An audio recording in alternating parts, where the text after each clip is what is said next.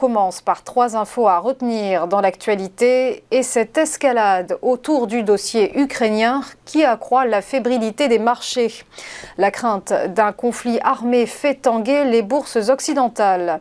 Des forces en état d'alerte, des navires de guerre et des avions de combat en renfort, l'OTAN muscle sa défense en Europe de l'Est. Il s'agit, vous le savez, de contrer les activités militaires de la Russie aux frontières de l'Ukraine. La tension est donc montée d'un cran entre la Russie et les Occidentaux. Londres et Washington ont rappelé une partie de leurs ressortissants. Moscou, de son côté, accuse les États-Unis d'hystériser la situation. Hier soir, Joe Biden a eu une visioconférence sécurisée avec les dirigeants de plusieurs pays européens. De son côté, la marine russe a entamé des exercices en mer Baltique. Le président ukrainien Volodymyr Zelensky a de son côté appelé l'UE à rester unie face à la Russie. L'Union européenne, dont certains membres comme l'Allemagne, affichent une divergence de ton face aux Américains, accusés selon eux de dramatiser la situation. C'est une fusion qui pourrait bien donner naissance à un géant de la food tech. Gorillaz est sur le point d'absorber Frishti.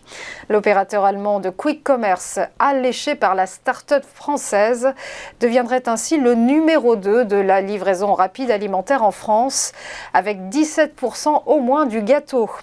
La réussite insolente de Gorillaz donne le tournis. 1 milliard de dollars levés en octobre dernier, 1 an et demi seulement d'existence et déjà 12 000 salariés à travers une soixantaine de villes. De son côté, Frishti, lancé en 2015, annonce 450 000 clients dans 8 villes de France et de Belgique. L'entreprise française, initialement spécialisée dans la livraison de plats cuisinés puis de courses, affiche un chiffre d'affaires de 60 millions d'euros selon le magazine Challenge. Enfin, les fameux cycles Lapierre dans la roue de KKR. 1,6 milliard d'euros, c'est le montant de l'OPA du fonds d'investissement américain sur le néerlandais Axel, propriétaire donc de Lapierre. Le groupe des Pays-Bas possède une dizaine de marques et figure parmi les tout premiers vendeurs de vélos en Europe. Sauf surprise, le fonds KKR devrait donc prendre le contrôle d'Axel avec le soutien du conseil d'administration et des 2 premiers actionnaires, Teslin et Hugh Blarick. On passe au point bourse et petit rappel de la clôture des marchés hier, des places boursières dans la tourmente. Le CAC 40 a vécu sa pire séance depuis le 26 novembre dernier, le fameux Black Friday où la planète avait découvert Omicron. L'indice parisien plonge de moins 3,97% à 6 787 points, le tout dans un gros volume d'échanges, 6,2 milliards d'euros. À Francfort, scénario identique pour le CAC, une dégringolade de moins 3,80% à 15 011 points. Grosse chute aussi pour le FTSE londonien qui a décroché de moins 2,63%.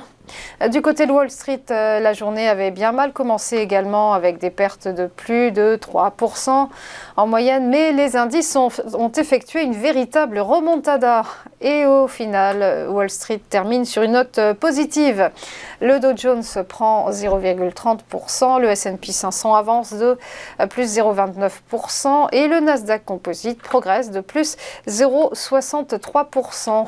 Enfin, un mot du Nikkei, l'indice de Tokyo qui ce matin lâche 1,66%. Voilà, restez avec nous, à tout de suite pour ChronoCAC.